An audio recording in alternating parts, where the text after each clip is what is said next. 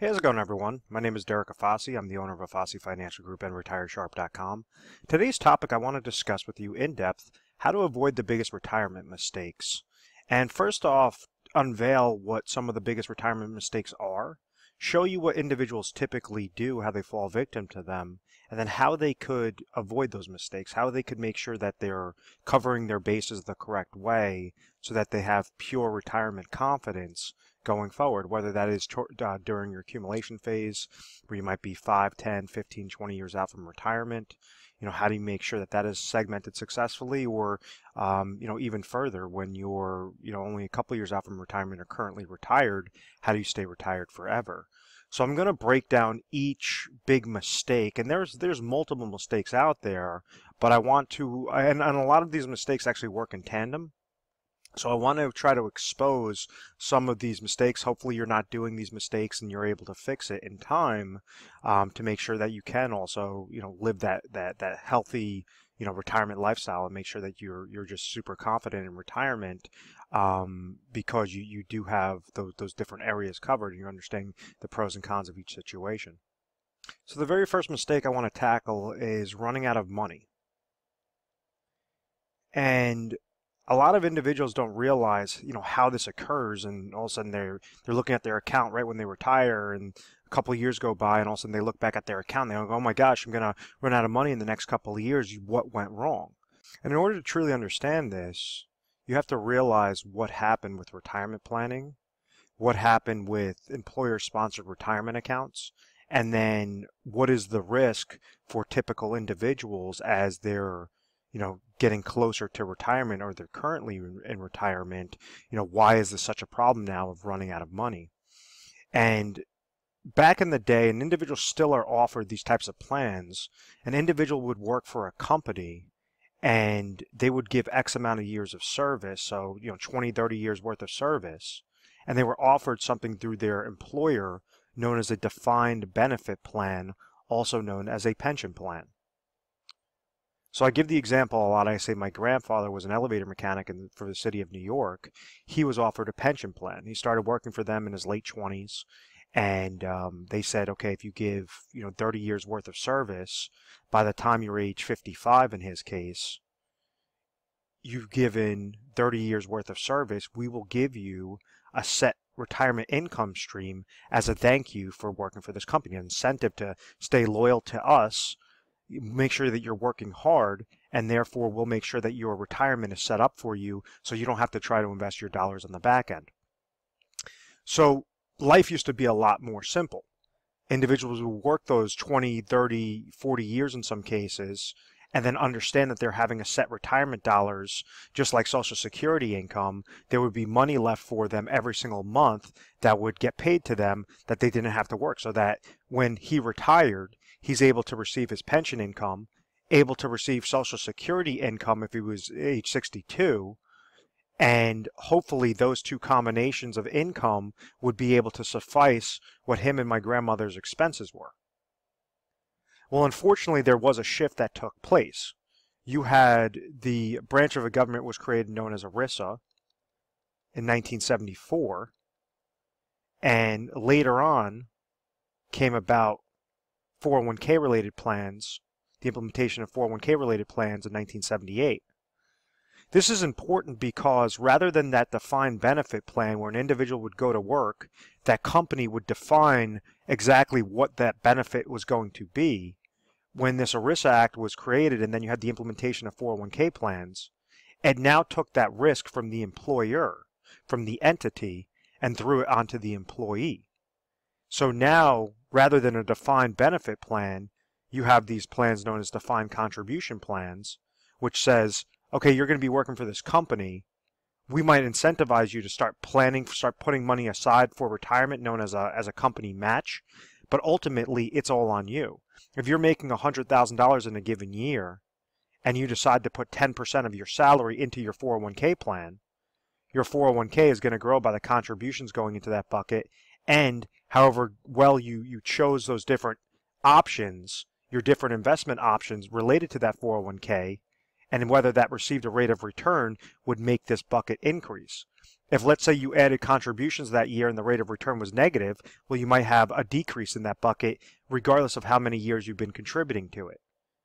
So the point that I'm trying to make is, rather than have that security of saying I had a pension plan or I have a pension plan, now individuals, majority of individuals, are on their own, and they're trying to create strategies to really maximize that rate of return on their 401k related plans, because they're trying to make this bucket as large as possible so that when they retire, they could siphon through these monies a specific way and make sure that they're not outliving their money. So if they retire at age 65, they're hoping that their rate of return will stay consistent, and also be able to pull out X amount of thousands of dollars per per month, per year, that will suffice exactly what those expenses are. So the entire retirement game has really shifted on its head. So rather than, now you still have some companies, it is very rare, but you still have some companies out there and some entities that offer pension plans. Majority of the plans being offered are employer-sponsored retirement plans, such as the 401k, 403b related accounts, 457 plans, thrift savings plans. There's a whole slew of different, sorts of retirement plans available. So if you understand that concept, that 401k related plans were implemented right in 1978, and now this is looking at the historical rates of the Dow Jones Industrial Average over the past 100 years, you notice that yes, the Dow Jones Industrial Average did go up, so the market did go up, but now you had this extremely large boom that took place from 1980 all the way through 1999. There's over 1,200% growth into the market. The reason why that chart is so important is because it shows how the mindset was essentially tricked to thinking that if individuals just keep over max funding their 401k related accounts, it doesn't matter what they contributed into their 401k related plan, that rate of return is going to have a very high positive impact. So it basically poisoned the mindset of saying that, okay, it doesn't matter, the market's just always going to go up, and therefore by the time I retire, I could take out very large distributions from my retirement bucket and never worry about outliving it, because I have nothing to worry about. The market's just always going to be booming, booming, booming. And unfortunately, we've seen shifts. We saw a shift in 2001. We saw a very large shift in 2008. And it showed us that no, in reality, the market could be volatile. You've had the tech bubble bursting, the Great Recession that occurred, and then on top of it, you now have those baby boomers that were placing dollars into the market now have to sell out of the market, liquidate their shares, liquidate their funds, to therefore use as retirement income. So if you have more individuals that are selling out of the market than placing dollars into the market, obviously that could create a problem. So individuals in the 1990s and early 2000s, what they would do is say, okay, well, I'm noticing that the market could potentially go down. I'm just going to take my dollars and I'm going to invest them into a fixed account. Bank CDs are paying 8%. They're paying 10%. Fixed annuities are paying 8%. They're paying 10%. So when somebody's utilizing a fixed account, what they're essentially doing is saying, okay, I have $100,000. And let's say hypothetically you had a fixed account that was paying 10% rate of return. This individual could go get set up into that product. Let's say it was a 5-year product, receive interest each year for those 5 years. So they're receiving $10,000, $10,000, et cetera, et cetera. After those 5 years, that individual has the $100,000 left over, and therefore they could reinvest it in a new 5-year contract. So, which is not a bad strategy. The only problem is interest rates hit all-time lows. So instead of a bank CD paying or a fixed annuity paying 8-10%, now you're lucky to see a bank CD paying anywhere between 1 to 2% for that same duration of time. A fixed annuity paying 3%, 3 to 4% for that same duration of time. So everything has essentially shifted. You have market volatility, and instead of going into those types of fixed accounts where an individual would just be able to preserve their dollars and live off the interest, that's been thrown out the window. So now, there has to be a strategy in place. So what individuals try to do is they say, okay, well, this market thing, I remember having good growth. Maybe I'll just be a little bit more conservative and still invest in the market, and hopefully everything should work itself out. that hope is the big question mark, and that's where the first retirement mistake is outliving their money. And what I mean by that is a concept known as reverse dollar cost averaging. Let me clear off the screen. So what reverse dollar cost averaging does, it's a computation of negative aspects towards retirement accounts that is the leading cause to make individuals outlive their money.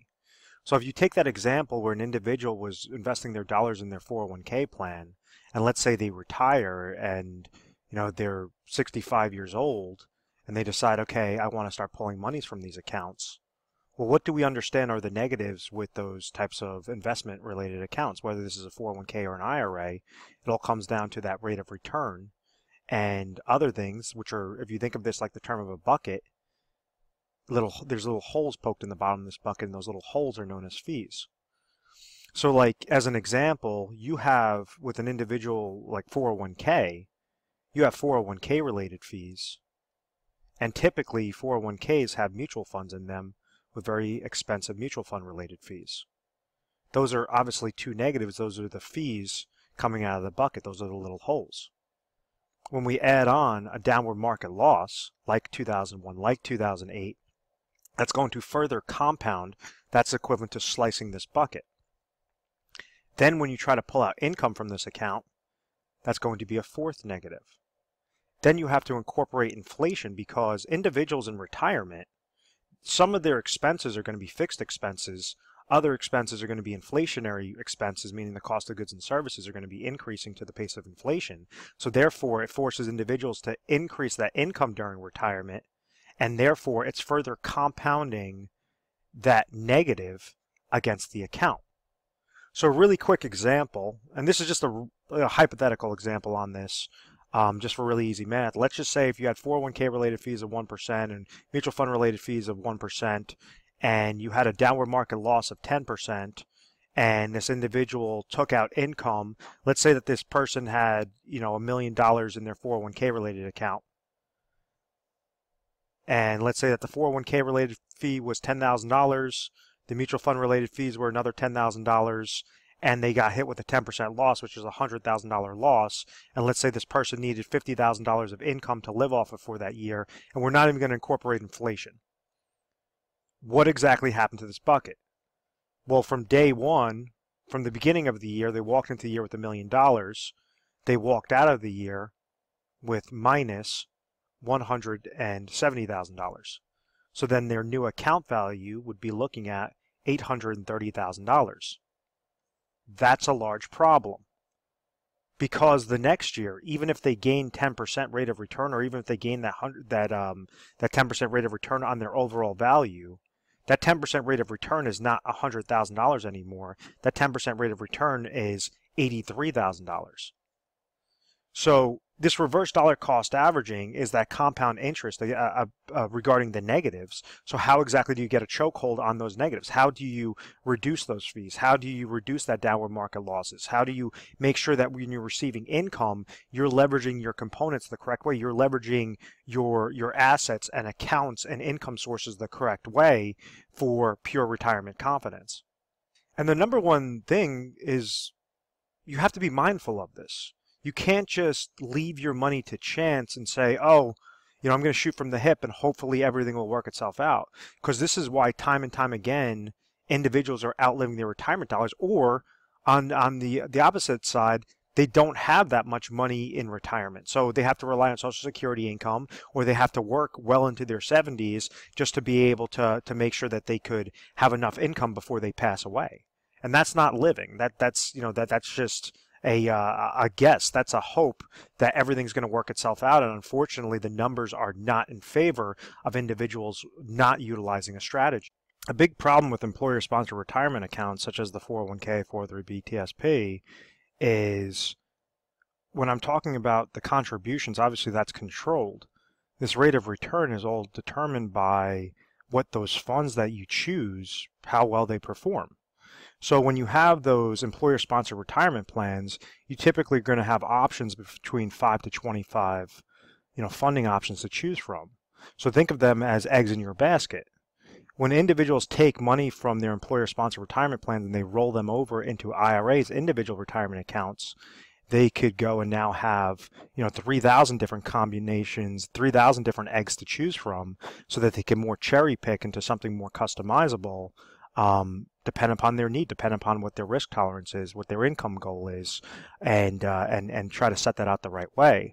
The next retirement mistake that occurs when individuals try to do that, whether that's, accumulating their dollars or rolling them into the IRA and just saying, oh, well, I have more eggs, so therefore I should, more options to choose from, so therefore I'm going to be chasing returns and everything should be doing really well. So the negative with chasing returns is leaving yourself exposed to downward market losses and something known as sequence of returns risk. And what sequence of returns risk does is it shows you that, like, when you have an average rate of return, let me pull up a really quick chart. So this is where you have a lot of, wealth accumulation advisors that they're going to talk about, look at the rate of return, look at the rate of return. And with a sequence of returns risk, or just, the risk associated with those negatives, anytime you have a downward market year, and if you're really trying to chase returns and leaving yourself exposed, this is obviously an extreme hypothetical example, but I want to try to, prove my point regarding why negatives could significantly hurt you. And if somebody had a $100,000 investment, and let's say that, on paper it showed that it gained 50% the first year, then it lost 50% the second year, then it gained 50% the third year, lost 50% the fourth year, gained 50% the fifth year, Wall Street math is going to tell us that this person had an average rate of return of 10%. They would have gained plus 50% at the end of those 5 years. Divide that by 5 years, would be 10% rate of return. So everything obviously looks on the positive. Well, when we look at the real account value, what occurred, and this is showing that a person's not trying to pull money from this, they would have had that average rate of return, but would have ended up with a value of $84,375. Or if you had $1 million, $843,750 that would have dropped down from that $1 million account. So that would have been a minus 15.625% rate of return in real numbers and real value. That's obviously a problem. So the most important thing, if you're trying to utilize your accumulation, or even when you're in retirement, you're trying to utilize a strategy to avoid reverse dollar cost averaging, above all else, you have to make sure to eliminate those negatives, to try to decrease or have some sort of safety net on there so that you're not having those large swings in the market. And there's a term that I always, or a kind of a phrase that I always say is, negatives in retirement can hurt far worse than gains could help you. And this is showing a chart that if you lost 10% of your portfolio in 1 year, it's going to take you an 11% rate of return just to get back to break even. If, let's say, you go further down, if you lost 30% in your portfolio, it's going to take you 43% just to get back to break even. If you lost 50% in your portfolio, it's going to take you 100% just to get back to break even. So above all else, you have to make sure that you have that safety net in place, or you have certain mechanisms in place to eliminate those negatives and make sure that you're getting that nice safety and consistent rate of return each and every year. Because in your retirement years, when you're not working, when you can't pump more dollars in there, and now you're trying to siphon this out, these are very large impacts, and you don't have that time horizon that maybe if you were in your 20s and your 30s and you had a significant impact or a significant downward loss to increase further. And that concept coincides with a term that I use for wealth accumulation, and I say that this is something that I read in a financial publication. It just always stuck with me, is the acronym of TIME. Stands for taxes, inflation, market losses, and expenses. And when you're accumulating, you want to make sure that your accounts are growing most tax efficiently, that you're beating out the pace of inflation rather than just throwing your money underneath a mattress, that above all else you're avoiding downward market losses. And then the fourth negative is that you're making sure that you're placing your dollars in the most inexpensive plans, or if you're paying a cost, if you're paying some sort of expense, there has to be a benefit tied to it. So whenever you leverage this acronym of TIME, you always keep that in the back of your mind, you could beat out that shift that occurs, or those negatives on how individuals are not able to successfully accumulate their dollars. So the third negative, before I get to the solution, is not using your existing accounts as leverage. There's so many times that individuals have these retirement accounts that are sitting there, or they have income streams that are sitting there, and they don't look at them as retirement assets. What I mean by that is, like, a very large one is Social Security. That is a very large retirement asset. That's a major portion of a formula to say, how can you retire with pure retirement confidence, is making sure that you're structuring your Social Security maximization strategies properly. Another aspect might be a pension plan.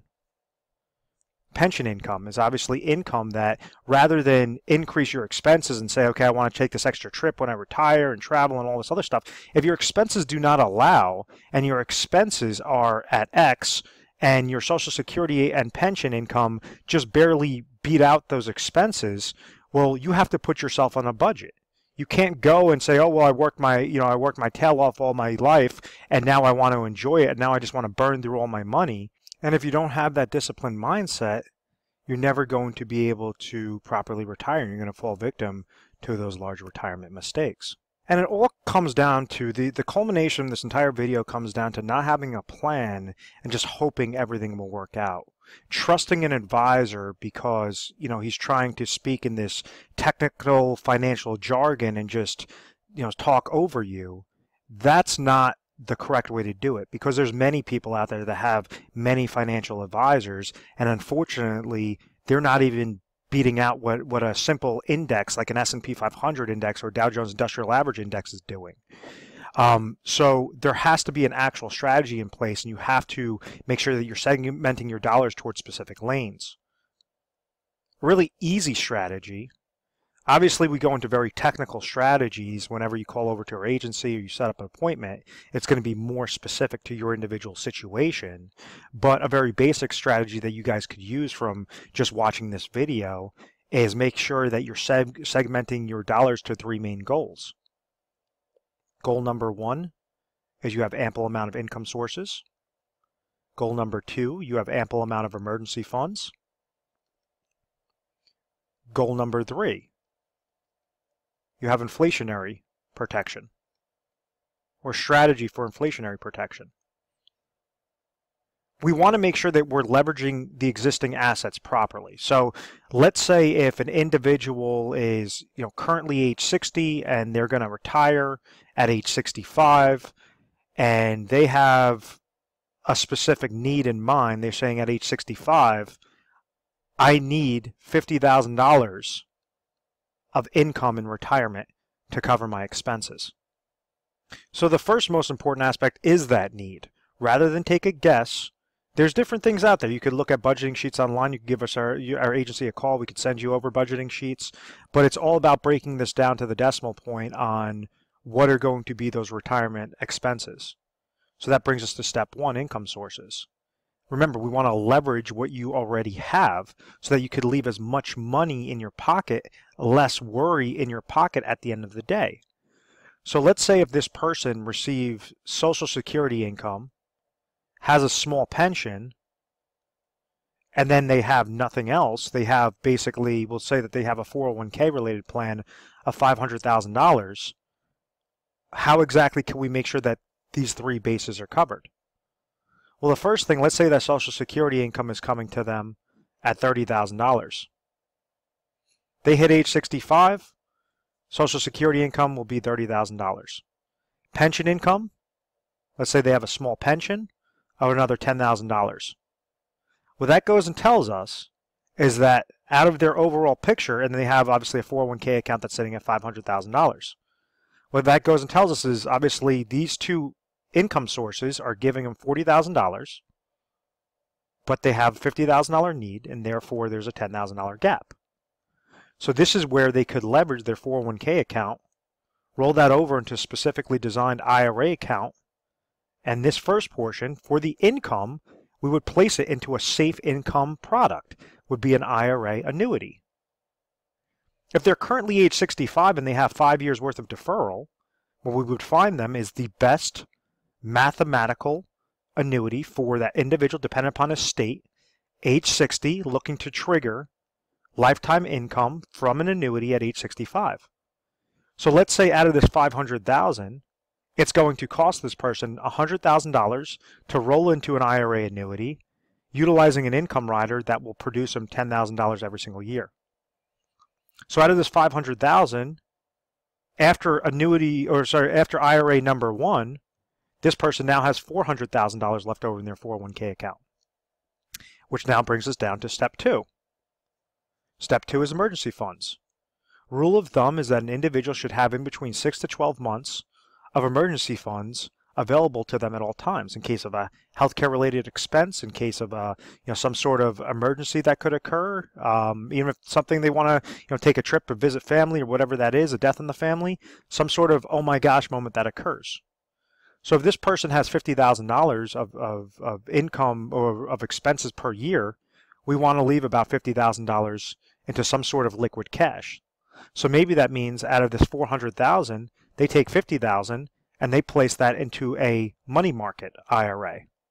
So this is IRA number 2, which is just with the money market. So it's not really going to gain, it's not going to lose. It's just something very safe, like a cash account that's sitting there that this individual could leverage as that type of emergency fund supplement. So now, rather than take the $500,000, and what happens is with a lot of insurance-related agents, what they try to do is say, oh, roll all $500,000 into an IRA annuity, and you'll be fine. You'll have more income than you know what to do with. That's not setting up a plan. That's not setting up a strategy. What that's doing is giving that advisor a nice large lump sum commission, and most likely you never hear from that guy after after months after he sold that to you, or after a year after he sold that to you. It's very, very common. We get these phone calls in every single day into the office of saying, yeah, my advisor set me up a couple of years ago. I never heard from him ever again. So first aspect, a new IRA number 1 is through an annuity. It's with a specifically designed hybrid annuity. IRA number 2 is $50,000 through a money market account. And now we have $350,000 left over that we could tie to inflationary protection. What exactly is inflationary protection? Let me clear this off a little bit. Well, we understand that when individuals usually have expenses in retirement, a portion of those are going to be fixed, a portion of those are going to be inflationary. So the cost of goods and services, milk, gasoline, different things, entertainment, are going to increase with the pace of inflation. That's why a house is more expensive today than it was 50 years ago. A car is more expensive today than it was 50 years ago. All these different things are obviously increasing towards that inflationary, towards that purchasing power risk. So therefore, we don't just want to leave it to chance. We want to make sure that you have a plan segmented specifically for that inflationary protection. You could go and leverage a specifically designed IRA account that tries to combat that reverse dollar cost averaging effect. What I mean by that is an IRA that's specifically designed to eliminate downward market losses, to eliminate fees, mutual fund related fees and advisor fees, and allow your money to have that compound interest effect in a positive direction, gaining when the market goes up, but making sure that you have a safety mechanism in place. If the market goes down, falls below 0%, you can never fall below 0%. So that might be one aspect, or you could leverage this towards a managed money route and make sure that you're segmenting dollars on not an emotional based plan, not trying to just go after return, but have something where you're eliminating downward market losses, but trying to really get a nice consistent rate of return. So you could roll that over into specifically designed IRA through managed money route. There's fee-based planners as opposed to retail-based planners. Or you can kind of do a combination of different things. You could also set up something known as annuity laddering strategies to give you, at age 65, you're receiving $50,000 of income from that first income source, and then you might want to place dollars aside into a 7-year deferred annuity, a 10-year deferred annuity, different things that will give you an extra $2,000 at age 67, an extra $4,000 at age 71, another $9,000 at age 76, so that it's saying as your inflationary expenses are increasing, your income streams are also going to be being triggered through the lifetime income riders through those annuity contracts. So this $350,000 in this perfect scenario, we're not leaving the money to chance. We're not just saying, okay, let it ride and risk your money in the market and hopefully everything's going to work itself out. What we're recommending is you create a plan. You don't take a guess. you have a concrete plan so that you know you have more than enough cash, you have more than enough of an emergency fund, you have more than enough to combat that inflationary protection or to combat that purchasing power risk, and you have those income sources coming to you that you can never outlive, or you and your spouse could never outlive. So in closing, if you found value in this video, feel free to give our 1-800 number a call. It's 1-800-566-1002. We offer 24/7 customer service. You would give us a call mornings, nights, weekends, holidays, whatever the case may be, and someone will take your call. From there, when you're speaking to the assistant, they're going to ask you your information. You might just say, I saw a video online about biggest retirement mistakes. I want to speak to a specialist. And then they're going to go and find the specialist that pertains specifically to this video. That's one way on how to do it. Another way, which is probably more efficient, is to go through our website, which is retiresharp.com or afasifinancial.com. They both take you to the same exact spot. And what you're going to see is a little icon on the bottom right-hand side of the screen where it says to schedule an appointment. So now you could actually put down notes, explain a little bit about your situation so that we can make sure the correct specialist is there available to, sit down with you on the appointment. It syncs it to our calendar. So we have a lot of different open availability regarding the different specialists that you'll be dealing with. And, we'll make sure that that person will give you a call at that specific point in time. What you can expect when dealing with a specialist is to not feel rushed, is to really, have somebody that's asking you questions to try to figure out what your current situation is. Where are you right now at point A? Where do you want to be at point B? What do you have in place? Can you get from point A to point B successfully?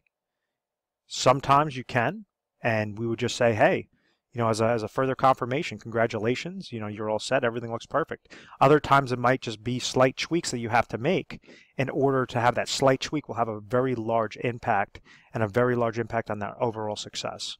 So understand, avoid the negatives, avoid the biggest retirement mistakes. I really hope that you found value in this. When dealing with a specialist, we try to educate you first and foremost through personalized videos, literature pieces, different things to make sure that you're very comfortable. We're A+ rated on the Better Business Bureau. We've always had very good reviews. We've never had any complaints, and it's because of this methodical process, or what I believe is because of this methodical process. Thank you very much for watching this video, and please make sure to subscribe to our YouTube channel, Retire Sharp, so you can have access to the most updated videos. Thanks so much, guys.